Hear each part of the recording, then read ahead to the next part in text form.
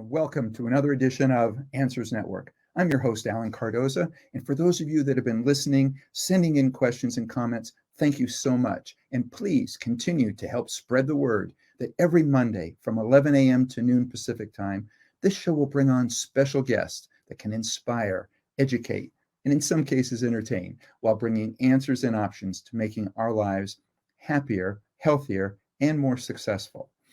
Now, I'd really appreciate it if you would all do me a big favor. Please forward one of our shows to your social media group and to someone you know who can benefit from a particular subject. This is one powerful way we together can make a positive difference throughout the world. Now, speaking of making a positive influence, joining us as my co-host today is Rachel Kove. Rachel is a multi-passionate entrepreneur and a trauma-informed certified recovery life coach.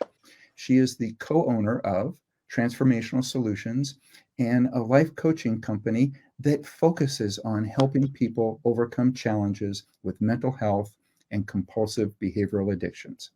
Now, having known her since she was a teenager, I can attest that Rachel is motivated to help break the stigma of addiction and show people how to have a purposeful, driven, meaningful life. She is also an actress, singer, writer, and conscious parenting advocate. Rachel, thanks for joining us. And so tell me, how are you and your beautiful family doing?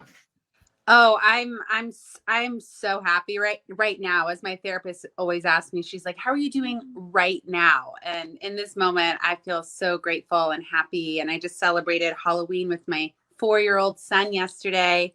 So, seeing him say trick or treat to people is it's just such a beautiful experience. So I'm so grateful to be here. I'm so grateful to, ask a million questions today and see you, Alan, and get to know you, Erica. And I'm just so excited. All right. Well, let's jump right into it then, because our topic today is also the title of our guest's new book, Your Body, Your Best Friend: End the Confidence Crushing Pursuit of Beauty Standards and Embrace Your True Power. Gotta love that. Now, I think everybody knows we live in a society that is overwhelmed with messages of how women should be and should appear. And it's easy for them to internalize these messages and become their own harshest critics. Now, our guest, Erica Mather, is a lifelong teacher who has struggled with emotional overeating and compulsive overexercising. Now, as an embodiment educator, she guides people to feel better in and about their own bodies. Now, her Adore Your Body transformational programs help people overcome body image challenges, and the Yoga Clinic of New York City, where she teaches, helps students, teachers, and health professionals to learn about empowered self-care for the body. Erica is a recognized body image expert, a Forest Yoga lineage holder, and was also named one of the next generation's important yoga teachers by Yoga Journal. She writes for Mind Body Green on the topic of body image challenges and is a popular repeat interviewee on the Soul Feed podcast, Hay House Radio's Angel Club, and many more. Erica, welcome to Answers Network. So happy to be here. Thanks for having me. It is my pleasure. I am so glad to really have somebody on that we can talk about this subject, because I think it's something that is so important, and yet we don't seem to be heading in the right direction, at a time in which, and I can remember, 20, 30 years ago when we were saying, are we putting too much information out there as far as commercially trying to make people be something that they're not. And now with the internet and everything, it seems like it's only gotten worse instead of better. What's your thoughts? I agree. It's gotten worse, not better. At the beginning of the body image diversity movement, I would say it felt like it was getting better, because in social media we had more representation, and I think representation is important, that people see bodies of different sizes and shapes and skin tones and all manner of diversity present on social media. It seemed like it was getting better, and now I don't think it's getting better. I think it's definitely getting worse. And Specifically, I've heard of something new. I'm of a generation that doesn't really Snapchat, so so the notion that now there is like a filter dysphoria or avatar dysphoria is kind of astonishing to me. And Rachel's nodding knowingly because it's probably something you're more familiar with in your generation.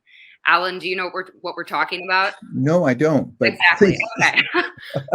Okay. So let me start by saying dysphoria, like body image dysphoria, like a classic body image dysphoria is where you don't relate to the image that you see in the mirror, that there's a huge disparity between what you see in the mirror and how you conceptualize of yourself.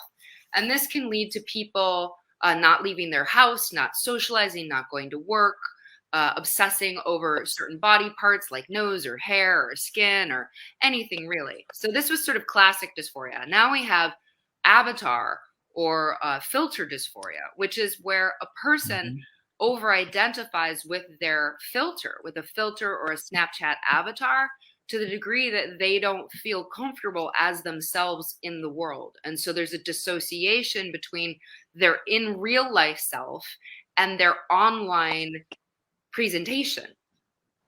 So yes, it's getting worse. It's getting a lot worse. And now Mark Zuckerberg would like us to have a metaverse where these things really become separated. And to me, that is in the work that I do, and I'm sure in the work you do, Rachel, that's a terrifying prospect. I don't foresee how this is going to help. It's so, and well, hi Erica, I'm so happy to meet you. I love your book. It's coming in at such an important time. The reason I also like it is because I feel like the younger generation Alan, sorry, I'm getting used to the screen. But I feel like the younger generations can really read it and it's very digestible. And I've struggled, and I'm very transparent with things I've struggled with on here, I'm guessing you are too. Body dysmorphia, body image issues, I have struggled with since I was a little girl, probably since I was 12 or 11. And only in this last couple years have I really felt comfortable being in my body. And so I've done so much work to get to this point. And by no means am I perfect. By no means am I fixed. And it's a lot of daily self-care to remind myself that I don't have to be fixed, right? But the just to go back to what you said, the filter thing, oh my goodness, it is so real. And I've only recently stopped using filters to do my stories on social media because I had to connect to what am I saying about myself if I can only put this perfect image, this perfect color on my face, this tan, no pimple face out in the world. And then you remove the filter and what? I'm not lovable. I'm not pretty. I'm not sexy. I'm not good enough. And then I just see no one can go on their social media without having a filter on. And my heart's breaking. It's not judgment. It's like, do you understand how messed up this is? Well, Erica, before you comment on that, for those that saw that, I somehow got dropped. So I think as soon as you mentioned Mark Zuckerberg, they tried to cut the show off. It's like, oh my God, he cut me off. Probably. I was like, what happened? I'm out. You're out. But you're back now. Yes, I am. And so, Erica, along with commenting on that, I'd like you also to talk a little bit about some of the challenges that you went through and maybe how you've seen that evolve now into some of the things that Rachel's talking about. Well, to put things in perspective, I grew up in the Midwest. So I'm originally from Madison, Wisconsin. And I didn't feel in place there. I don't know that anybody ever feels in place anywhere, but I've only realized recently, like how out of place I was in a way. My father was half English, half Puerto Rican, grew up in New Jersey. And I've only started to realize like, oh, those New Jersey accents, they kind of sound like my dad. He's been dead for many years. But I grew up in a culture that I didn't really fit into. As a tall, busty brunette, I just kind of was like, I don't know where I fit in here. And certainly every adolescent has those questions. Where do I fit in? And I think that most adolescent girls really start to drill out down on their bodies and make their bodies the fault for that, not feeling like they fit in, which I think is more of an existential question. But long story short, I credit New York City, thank you, New York City, for helping me actually feel more at home, because New York City is kind of like what I was talking about at the very beginning of the body image positivity movement, where there was a lot of diversity, there's a lot of representation. And so when I came to New York City, I didn't feel like I was sticking out like a sore thumb. I sort of felt like I fit in everywhere, weirdly, where peculiar looks or unusual looks were actually valued, instead of like, why don't you look like everyone else?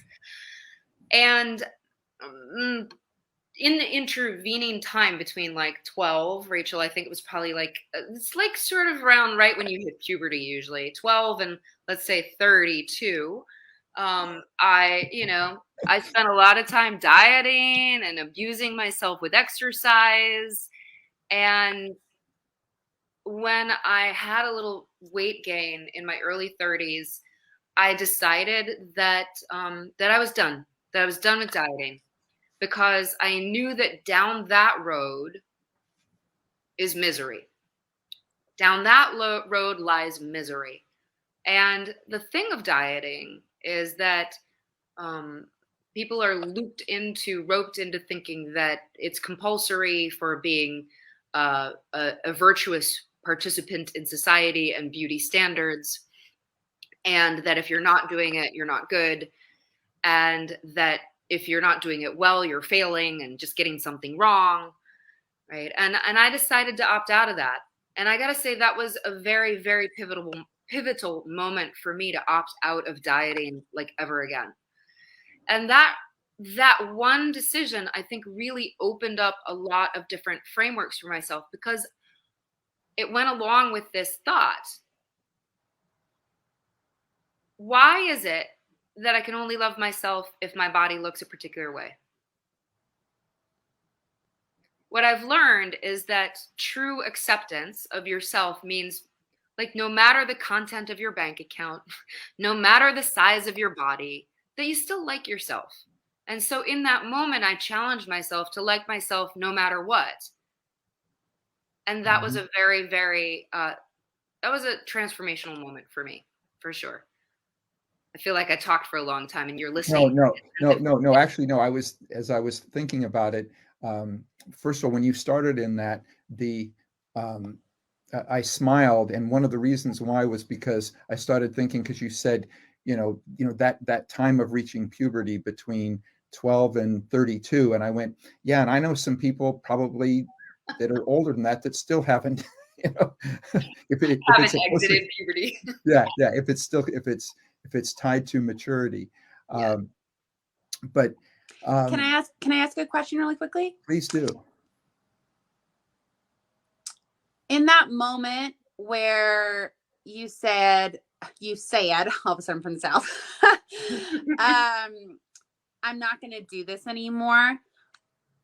Did it come from a moment of just exhaustion from living this way? Like, did it come from a lot of pain? Because I find that with myself, anytime I want to change something, it comes from a lot of pain. And I feel like it's an important thing to talk about, because I feel like talking about pain and like normalizing, like, hey, this is how we feel when we're in pain. This is how you can recognize it, and this is what you can do about it. I just feel like that's an important thing too. So did it come from just a lot of pain in living this way? Yes and no. So yes, I would say both and. It was that, right? Because here's the thing is, if you're dieting, you're always dieting. There's never a time when you're not dieting, right? There's only that. Because then let's say you attain your goal, then the challenge is maintaining your goal. Yeah. Right. So you're either always on a diet or you're failing at your diet. It's one or the other, you know? But for me also, there was this dysmorphia piece that was involved, which was that I felt really uncomfortable being myself and with my body, but nobody around me was giving me the feedback that there was anything wrong with me. Right. And I think this is the disconnect a lot of times with dysmorphia, is that you obsess. And when you relate your obsession to another person, they're like, I didn't notice anything. And it was that sort of like me being vulnerable with other people, saying like, I feel really uncomfortable. And they're like, I don't know, you look the same as you always do to me. And that it was at that moment that I think I was like, there's something wrong with my self-conception. Not that there's something wrong with me, but there's something wrong with my self-conception. And that is the problem. Not who or what I am, but what I think about who and what I am. And that's the dysmorphia piece. Right. And then I have a question for Rachel. So being raised in Southern California, did you feel differently with that, in the sense of it was more of what people's feedback was that was contributing to a lack of self-esteem or self-worth, being who you are in this body? So I didn't just grow up in Southern California. I grew up in Hollywood. Yes. So I don't know what it's like to not live in a world where image is really important. It just comes with the territory of growing up around Hollywood. So I don't even know what it's really like to not have that in my sphere. In my consciousness, it started developing around 11 and 12, puberty. But before that, no one was ever telling me you're ugly. No one was ever telling me, you're fat, you're gross. It was more what my subconscious was being conditioned to believe through media, through films, through shows, through the perfect girl would get this attention by the boy. Actually, it was Disney movies. It was Disney movies, and they were portraying this image of what a beautiful woman looks like. And I remember from a very young age, I just became obsessed with trying to become this image. And if I wasn't this image, I wasn't going to be good enough, and I wasn't going to be rescued by the prince and have a boy love me. Mm-hmm. So in my adult life, I feel like women and girls are really hard on each other. So no one's ever said you're gross or you're ugly. Like, it's no one. I mean, I have friends who have struggled with body dysmorphia, eating disorders. A lot of clients that I've worked with have been bullied for their weight when they were children, and they've had to work through the trauma around that. But for me, it's been more the influence from Hollywood, of everything else around us. Everything around us, and just what children are picking up on and taking in and downloading into their nervous system, and then making stories and meanings like, oh, if I look this way, that means I'm pretty. If I don't look this way, that means I'm ugly and no one will love me.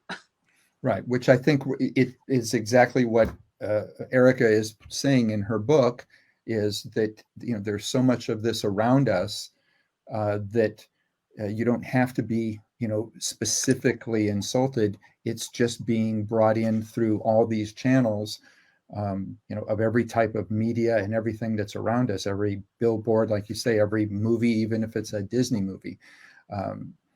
So Erica, let's talk a little bit about, your belief that made you start thinking, okay, not only am I now going to not worry about these things for myself, but I'm now going to write a book, and I'm going to take this information and provide it out to make a positive difference in the world?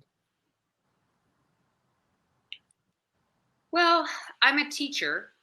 My primary skill is teaching, and a teacher wants to help. So, but I do want to say, I just want to say, as Rachel observed, like I'm not perfect, and healing, or a healing pathway, isn't a binary. You're not either like healed or not healed. It's like a constant, like, kind of sliding around on this spectrum of, and I think especially when neural pathways are set up so young, like when we're 10, 11, 12, when they're set so young, it is a thing that will sort of kind of be with you in some way, shape, or form for a long time. So I just wanted to say, while I have written this book, and I do feel like I have some expertise, I too am changing and growing. And so my heart's desire was to take what I had learned and to put it in a form that would be more available to people outside of a classroom setting. Because my primary work is, I'm a yoga therapist. So I spend a lot of time helping people, like, feel better in their bodies. And you're probably aware, like, people feel very sick, like, all the time. People do not feel well. And so this is my primary job. So unless you were talking with me one-on-one, there would be no way really that you would learn what I know. So I wanted to be of service, because a teacher's job is to be of service. I wanted to be of service. And I started to think about what I had learned and how to organize it in basically a step-by-step process. Like, my book is basically a how-to book. It's a very, like, sophisticated how-to book, but that's basically what it is. And I had one student who's been one of my students for many, many years, like 10 years. She read the book and she said, I think that over those 10 years of study with Erica, I've heard almost everything that she said in the book. So even if you can't get to my class, or you can't study with me privately, the book, which I'm going to hold up now, Woo! Yeah. the book, Yeah. the book will provide teaching for you. And, you know, not everybody can get to New York City. Not everybody can spend their time with me privately. But I didn't want the teachings just to be only for a few. I wanted them to be for everybody, especially because it is my deep, deep, deep belief that the discomfort and the violence that we feel in and around our own bodies is the earth upon which all other discomfort and violence springs forward from. You know, when you're good with yourself, it's very rare that you have a problem with other people. I've noticed that people who aren't good with themselves have problems with other people. When you're good with yourself, you're like, yeah, you want to have sex with that person? Onward. Yeah, you want to pierce your nose? Onward. Yeah, it's just like, when you're good with you, you don't have any quibble with other people. It's a very funny thing. It's very peaceful, you know? And so it is my deep, deep seated belief that this body, this disconnect that's part of modernity that we have with our body, is actually the ground upon which almost every other discontent is grown. I love what you just said, because I am a huge advocate for people understanding the impact of trauma on the body. And I often believe that if you are disconnected from your body, you are not really able to connect to yourself, and you're not able to connect with others. If you're not able to connect with you, it's going to be very challenging for you to connect with others. And I think this is why in our culture, in our world, we continue this cycle of traumatizing people, because we're not connected to our own feelings in our body. So we cause harm because we're not connected to you, because I'm disconnected. So we're not even conscious. We're not even here. And I really believe, and I think we're going in a new direction in the therapeutic world where we're more focusing on the body and how the body is impacted by pain and suffering, and then how the body then joins the mind in our thinking, and then learning how to heal the body, heal the mind, heal the soul, that it doesn't have to be compartmentalized. It can be integrated cohesively all together. Oh, I couldn't agree more. And it's interesting because as you were saying that, the thought that was coming to me was, and unfortunately, I think that there are those out there that have realized that they can profit much better from keeping it this way versus allowing these changes to be made. And that's something we all need to get together on. Yes, I am all for medication when people need it. I've been on medication. I am all for whatever people need in their journey at the moment that they need it. However, I have seen certain doctors in this field of substance abuse not aware at all, not even asking questions about people's childhood. And within 5 minutes, they're diagnosing people with mental, with mental disorders. And it's like they don't even ask them anything about their bodies or what their body has gone through, right? And then they get put on medication, and then a lot of clients I've worked with, unfortunately, don't get better just by being put on medication. And that's why I love that you do yoga, because there has to be a practice of energy movement in the body and healing that's not just like slap a band-aid on it and think it's just going to go away. What are your thoughts on that, Erica? Because I know I just said a lot, and again, I really am not saying I don't believe in medication. That's not what I'm saying.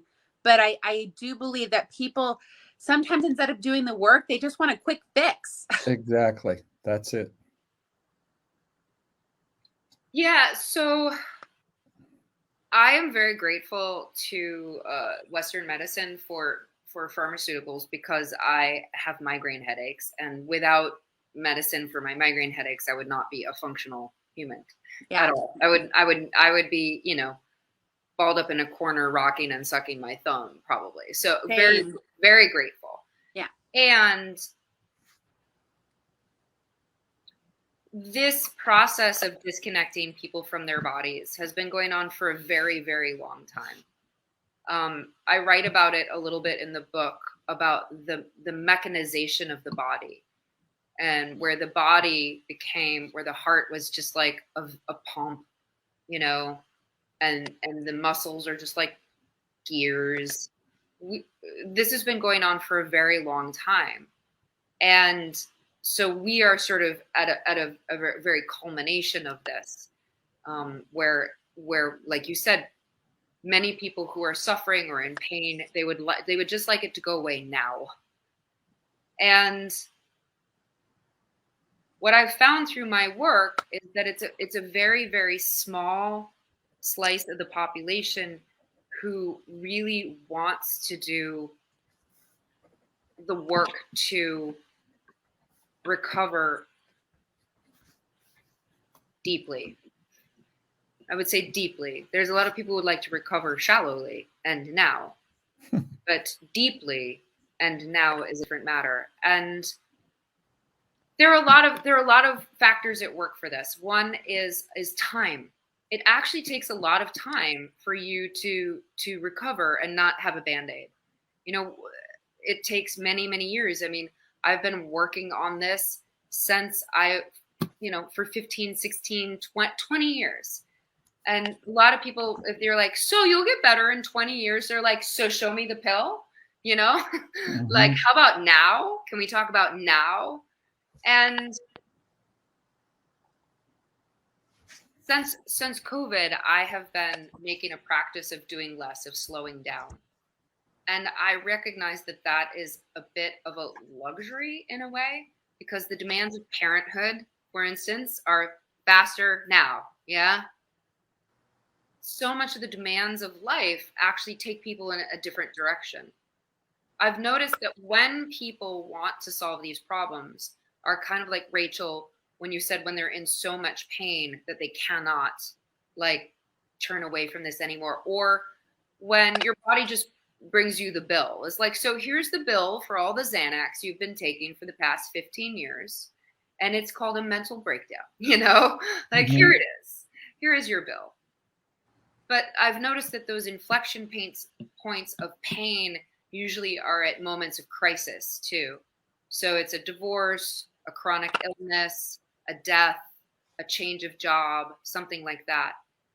And those aren't necessarily the times when people go like, now I want to do a deep dive. Sometimes that's the moment where they're like, where's the life raft? Mhm. Yep. Well, my co-host today is Rachel Kove. Our guest is Erica Mather, and we are talking about her book, Your Body, Your Best Friend. We're going to take a break. We'll be right back. You're listening to Answers Network. Founded over 30 years ago to meet the needs of families in crisis, West Shield has continually focused on resolving issues that negatively impact families and businesses. Our signature therapeutic transportation service helps to ensure that adolescents in crisis are safely transported to specialized schools, programs, and treatment centers with unsurpassed experience and success. We are supported by our full-service licensed investigation agency that has legally, professionally, and compassionately located hundreds of runaways and teens. We are experienced and qualified to help, offering solutions which may include referrals to our international network of top professionals in the fields of educational consulting, psychology, psychiatry, and investigations. Simply put, West Shield Adolescent Services and West Shield Investigations are the best solutions when your family is facing a personal crisis. Call 1-800-899-8585, 24 hours a day, 7 days a week. That's 1-800-899-8585, or visit our website at westshield.com. Thank you. And we're back. Our guest today is Erica Mather. With me is Rachel Kove, and we're talking about body image issues. Now, we have gotten some questions that have been sent in. And again, I want to thank those that take the time to send in these questions. I know many of them come in where they say that they're teachers, they're working with their class in the middle of the day, so they'll send it in ahead of time so that we can ask it during the show, and then they tell us that they listen afterwards and sometimes make great comments. Now, this first one reads, my granddaughter, who is only 16 years old, is obsessed with makeup. She is stunningly beautiful without anything, but I believe because she has gained a little weight and is ashamed of her body, she is overcompensating.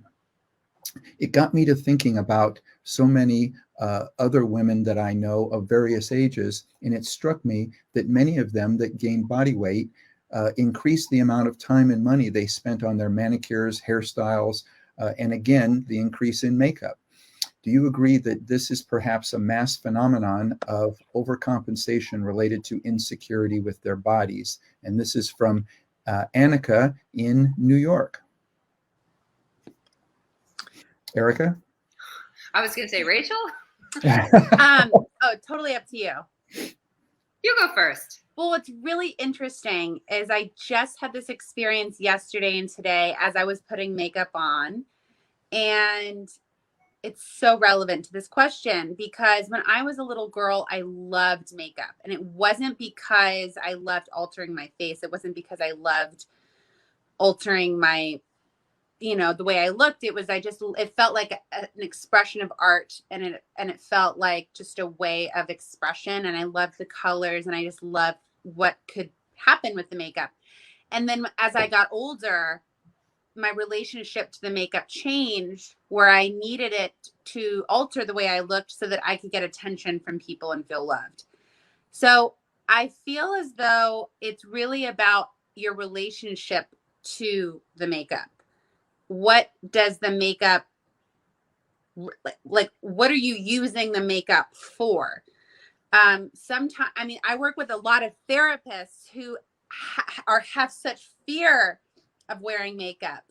And so again, it's kind of like you have to understand your relationship to the makeup. What is the relationship? What is the makeup doing for you? Is it changing who you are because you can't stand to be with who you are, or because you feel invisible without makeup, or is it just enhancing something that's already there and you love how it makes you feel? So that's my answer. I was just thinking about that yesterday because I was looking at the color of my eyeshadow. I was like, oh my God, that is so pretty. I genuinely love doing this right now. Yeah, I think it is about, I would say to Annika, I would say, ask your granddaughter. Like, just go straight to the source and say something like, hey, hon, I've noticed that you're like spending a lot more time with your makeup. Tell me about that. Like, what's it doing for you? What's happened? And that there you'll get an answer.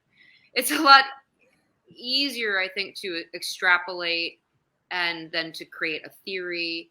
And we just don't know. We just don't know. So I would say just ask that kid. And maybe preface it by saying something complimentary, you know, so that they're not on their back foot or they're not on guard. But you could say to that kid, you could say, I really, you are so masterful with the makeup. It's amazing. Like, you've been giving it a lot of attention recently. Tell me about it. I love that. I love that because I feel like that's such a gentle way of being curious.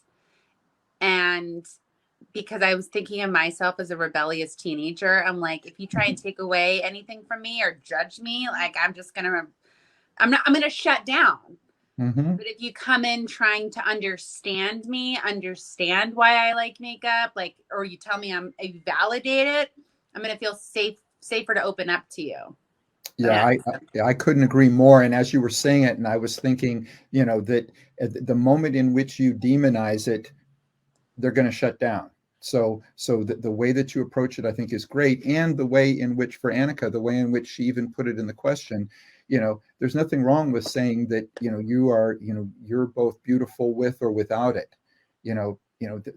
That makes perfect sense, to not demonize anything, but to just ask questions, like you're saying, to learn more about why it seems like it's becoming more important.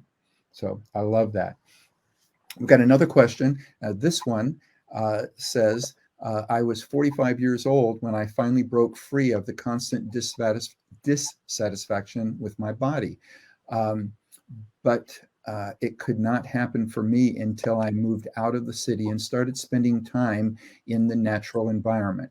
Somehow the expansiveness of being outdoors, watching the scenes change with the weather, walking amongst the trees and observing the birds and the animals was life-changing within a few weeks. I felt healthier, more relaxed, and totally unfocused on what I looked like. My husband commented that I looked younger with what he called a natural beauty, but most of all, he felt that I was happy. I know that most women do not have the chance to experience what I have, but I do believe that even a short time in nature can be of great benefit. Can you share your thoughts on this? This is from Jackie in Alabama. Hi, Jackie in Alabama. Well, I actually have two homes. I live in New York City, and sometimes I'm in Virginia, Salem, Virginia. And so I have this urban life. It's not rural, but, you know, like country life, we'll call it. And I do think that urban life makes people a bit self-obsessive. You know, it's definitely, you're in the city to do a thing, to be a person, to make a wave, to create something. And some time in nature for sure can help you put it in perspective. Absolutely. It's not all about you. You're not that important. So yeah, I could see how that definitely works. I mean, I know when I go to Virginia, I definitely am wearing the same clothes for a long time, bathing a lot less. And there's a lot less sort of I need to be presentable. So I think that I need to be presentable kind of impulse definitely will make you think a lot more about you and a lot less about how you fit into the design of things. And when you go and spend some time in nature, the design of things is all around you and you're the odd thing out. So yeah, I mean, I could see how that could happen for you. It's interesting because I was smiling as you were beginning the preamble to the question, because I said earlier it was actually coming to New York that helped me put down my self-obsession, because I saw diversity here amongst human beings. And the flip part of that is, human beings are diverse by design, right? What we see as beauty is less than 4% of the population. So there's another 96% of the population that represents what human beings look like. And I think about nature. Nature loves diversity. That's like why there's 8.6 million species on the planet. And so if you understand nature appreciates diversity, then we should also see that is valuable amongst human beings, and that human beings who look like Alan, and human beings who look like Rachel, and human beings who look like Erica, and human beings who look like Annika, and human beings who look like the lady from Alabama, that they are all representations of nature, and they are valuable. Rachel, what do you think? I agree with you. I was just thinking about the lives of celebrities and just the way that Los Angeles and Hollywood and how they set up celebrities to be the examples of what we're supposed to look like. And I just think it's such bullshit, because they're just superhuman, and a camera is not on them 24/7. But this camera is supposed to show you by design an image in order to sell something that they're wearing, or an image. It's supposed to sell an image for profit, for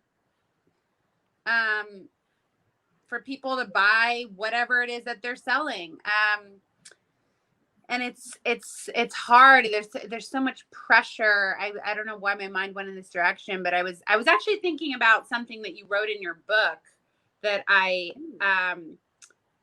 that is all connected to this, which you said: we live in a society positively obsessed with the idea that certain things will make you happy.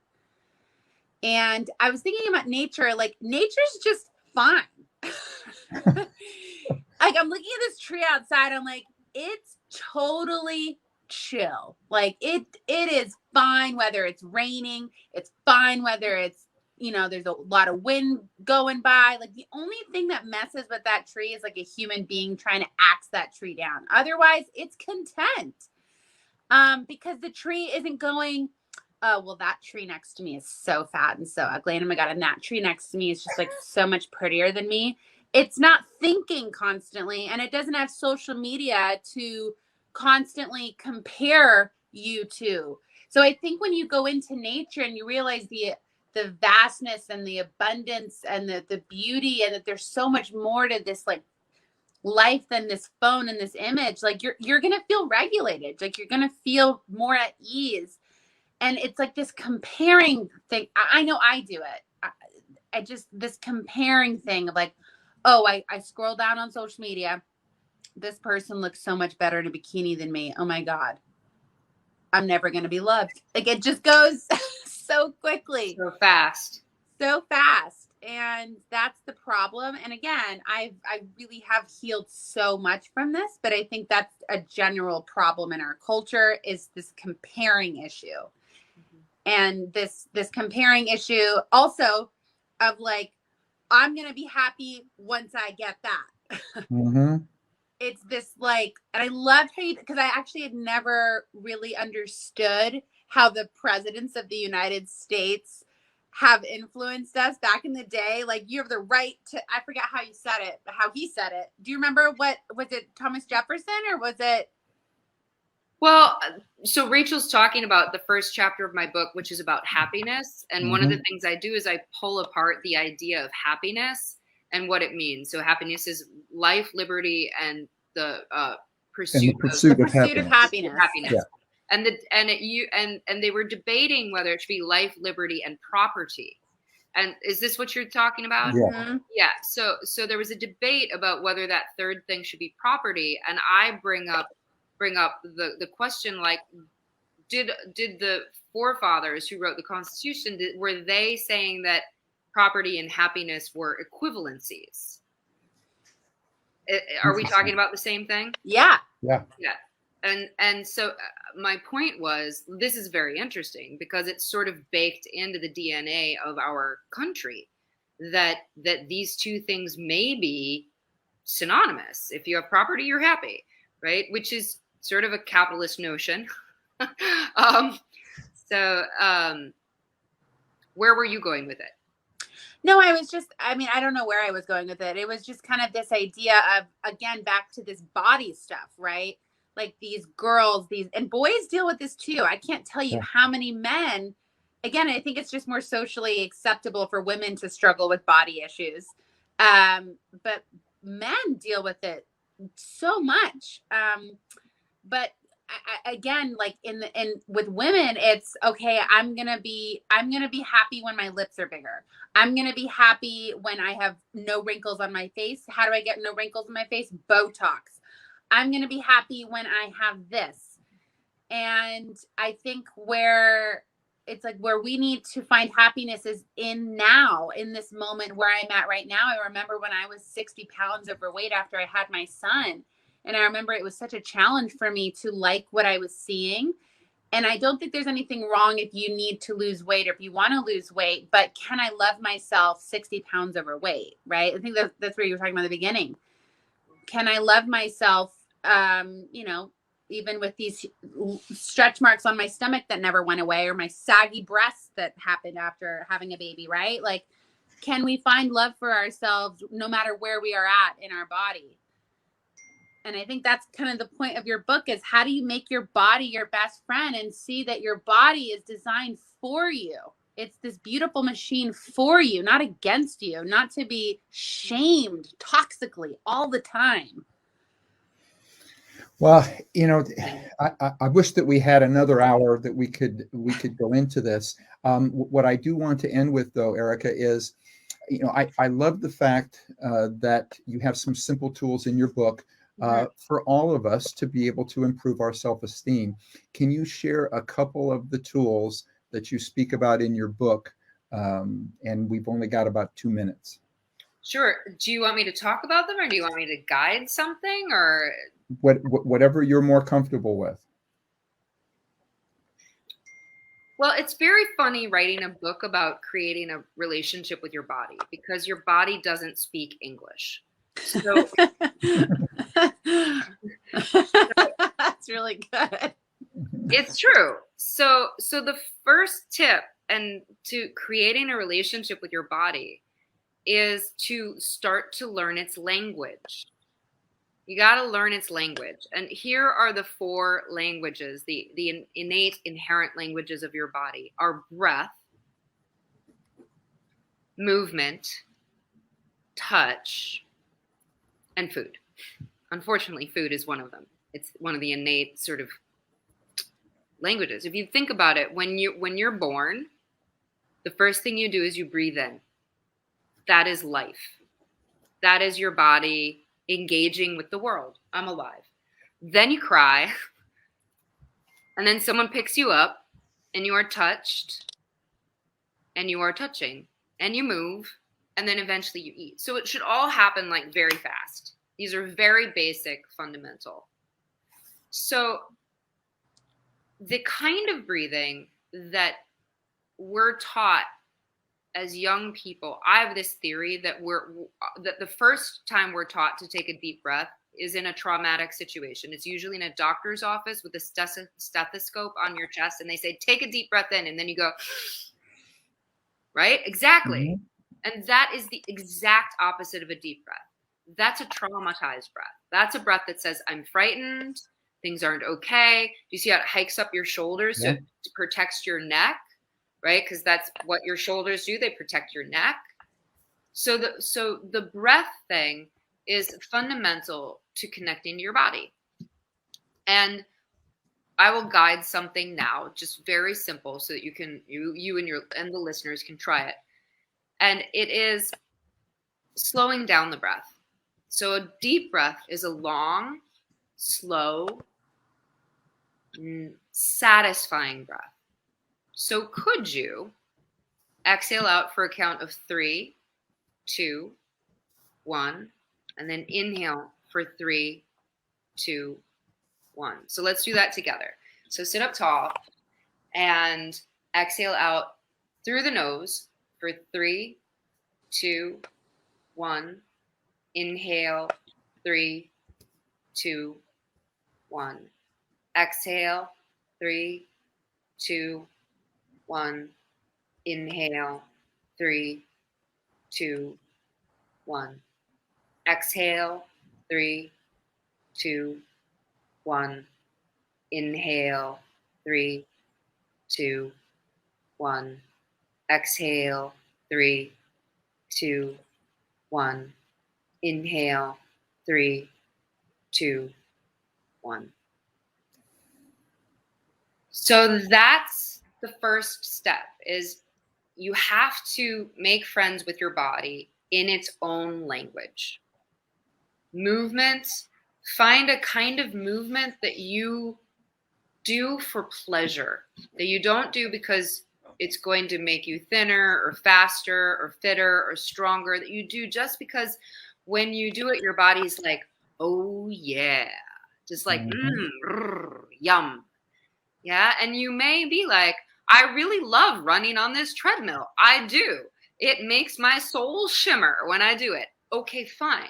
Right? This is a very personal thing that you got to find the way to engage with the world that your body's like, yay. The touch thing is funny. I'm particular about clothing because we're touched all the time by fabric. So it's like, notice, do you like the fabric? Do you like the feeling of the fabric, or are you tolerating it? A lot of times I think people tolerate their clothes. But if you notice, like, do I like this? Is it comfortable? Is it squeezing me too much? Right? Make the clothes. This is the primary way that we engage with touch, actually, is through our clothes. Right? So make sure that you enjoy it. Yes? All right. Erica, so I'm getting notification from the studio that we are out of time. But again, thank you. And again, I would love to continue this. For everybody out there, get the book. There is so much more great information. And it's something that for our mental health, there's the book right there. It's something for our mental health that helps all of us. I think most of us know that there is breathing we can do, that there's movement we can do, that the value of touch and what we should and shouldn't be eating. But all of this is in the book. So pick it up. What's the best website for people to, if they want to reach you, or the best way for people to reach you, Erica? www.ericamather.com. All right. And Rachel, thank you so much for coming on. I knew you would be wonderful on this subject. You're wonderful every time we talk. What's the best way if people want to get in touch with you? You can follow me. Thank you, Erica. You're amazing. I love your book. Thank you so much. My Instagram at Rachel Kove, or you can go to my company's website, transformationalsolutions.com. All right. And for everybody out there, next week, we're going to be joined by Coach Gary Waters. And you're not going to want to miss it because he really goes into the 10 principles of character. And it's wonderful. I've spoken with him. And for everybody out there, just be good human beings and be with us again next week on Answers Network. Hello, I'm Marty Kove. You might remember me from roles such as Sensei in the Karate Kid films. I've done over 100 films and countless stunts in my career, and I've always given 100%. With the damage done to my body over time, I needed to find relief from my chronic pain. My passion for health and fitness drove me to find a natural way to combat muscle pain. Teaming up with doctors, detectives, and a compounding pharmacist, we've created Marty's Cobra Kove Ultra Strength CBD Cream. It's the only thing that has been strong enough to knock out my pain, and fast. Honestly, you may have tried the rest, but it's time to try the best. It's legal, it's safe, and 100% effective. Show your pain, no mercy. Go to www.martyscobrakove.com. You're listening to Answers Network with Allen-Cardoza, only on LA Talk Radio.